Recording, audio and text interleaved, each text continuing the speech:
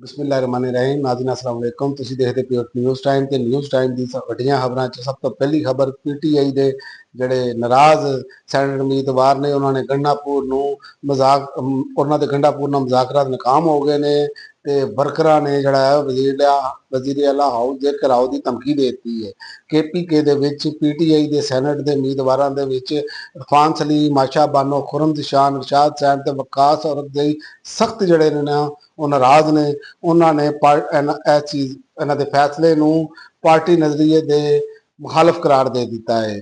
ਔਰ ਦੂਸਰੀ ਜਾਨੇ ਮਰੀਮ ਨਵਾਜ਼ ਸਾਹਿਬਾ ਨੇ ਕਿਹਾ ਹੈ ਕਿ ਜਿੰਨੀ ਵੀ ਮੌਤਾਂ ਹੋਈਆਂ ਨੇ ਇਹ ਸਭ ਆਫਤ ਦੀ ਵਜ੍ਹਾ ਨਾਲ ਹੋਈਆਂ ਨੇ, ਹਕੂਮਤ ਦੀ ਕੋਈ ਗਫਲਤ ਨਹੀਂ ਹੈਗੀ। ਉਹਨਾਂ ਨੇ ਕਿਹਾ ਰਿਕਾਰਡ ਬਾਰਿਸ਼ ਹੋਈ ਹੈ ਮਗਰ ਨੁਕਸਾਨ ਬਹੁਤ ਘੱਟ ਹੋਇਆ ਹੈ।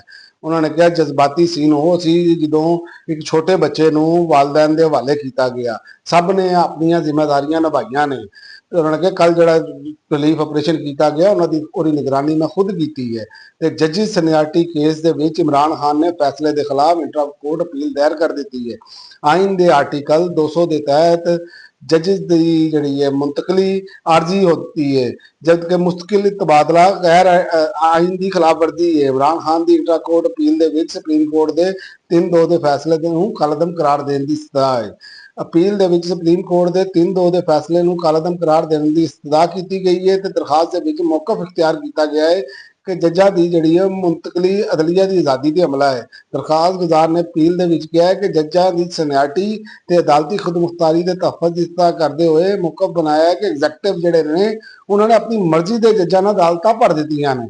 ਤੇ ਉਸ ਤੋਂ ਇਲਾਵਾ ਸਿਕਿਉਰਿਟੀ ਫੋਰਸਿਸ ਨੇ ਪਾਕ ਅਫਗਾਨ ਸਰਹੱਦ ਦੇ ਉੱਤੇ ਖੁਆਰਜ ਦੀ ਜਿਹੜੀ ਹੈ ਉਹ ਦਰਅੰਦਾਜ਼ੀ ਹੈ ਉਹ ਦੀ ਕੋਸ਼ਿਸ਼ ਨੂੰ ਨਾਕਾਮ ਬਣਾਤਾ ਹੈ ਤੇ 5 ਜਿਹੜੇ ਨੇ ਖੁਦਕਸ਼ ਹਮਲਾਵਰ ਜਿਹੜੇ ਨੇ ਉਹ ਗ੍ਰਿਫਤਾਰ ਕਰ ਲਿੱਤੇ ਗਏ ਨੇ। ਦਹਿਸ਼ਤਗਰਦਾਂ ਨੇ ਮਸਜਿਦ ਨਾ ਲੈ ਰੱਖੀ ਸੀ।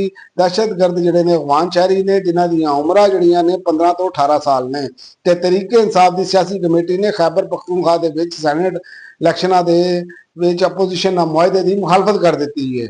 ਸਿਆਸੀ ਕਮੇਟੀ ਦੇ 13 ਚੋਂ 11 ਬੰਦਿਆਂ ਨੇ ਮੁਆਹਦੇ ਦੀ ਮੁਖਾਲਫਤ ਕੀਤੀ ਹੈ। ਸਿਆਸੀ ਕਮੇਟੀ ਦਾ ਇਰਫਾਨ ਸਲੀਮ ਦੀ ਮੁਕੰਮਲ ਹਮਾਇਤ ਦਾ ਐਲਾਨ ਹੈ। ਉਹਨਾਂ ਨੇ ਕਿਹਾ ਹਰ ਹਾਲਤ ਵਿੱਚ ਜਿਹੜਾ ਹੈ ਨਾ ਇਰਫਾਨ ਸਲੀਮ ਨੂੰ ਟਿਕਟ ਦਿੱਤਾ ਜਾਏ ਤੇ ਪੀਟੀਆਈ 5 ਅਗਸਤ ਦੀ ਤਿਆਰੀ ਕਰੇ, 5 ਅਗਸਤ ਦੀ ਇਤਜਾਜ ਦੀ ਤਿਆਰੀ ਕਰੇ ਤੇ ਫਿਰ ਅਸੀਂ ਵੀ ਤਿਆਰੀ ਕਰਾਂਗੇ। ਮੋਹਸਨ ਨਕਵੀ ਨੇ ਵੀ ਤੜੀ ਲਾਤੀ ਜੇ। ਪਾਕਿਸਤਾਨ ਦੇ ਵਿੱਚ ਉਹਨਾਂ ਨੇ ਕਿਹਾ ਕਿਸੇ ਵੀ ਗੈਰ ਮੁਲਕੀ ਨੂੰ ਰਹਿਣ ਨਹੀਂ ਦਿੱਤਾ ਜਾਏਗਾ। ਜਿਹੜਾ ਗੈਰ ਕਾਨੂੰਨੀ ਤੌਰ ਤੇ ਇੱਥੇ ਦਾਖਲ ਹੈ ਉਹਨੂੰ ਤਸੀਹ ਵੀ ਨਹੀਂ ਦਿੱਤੀ ਜਾਏਗੀ। ਵਜ਼ੀਰ ਦਾਖਲਾ ਤੇ ਜਰਮਨੀ ਨੇ ਕਾਸਿਫ ਅਗਵਾਨੀਆਂ ਨੂੰ ਮੁਲਕ ਬਦਲ ਕਰ ਦਿੱਤਾ ਹੈ। ਜਰਮਨੀ ਨੇ ਇੱਕ ਵਾਰੀ ਫੇਰ ਜਿਹੜਾ ਹੈ ਕਾਸੀ ਅਗਵਾਨ ਬਸ਼ਿੰਦਿਆਂ ਨੂੰ ਮੁਲਕ ਬਦਲ ਕਰਤਾ ਹੈ।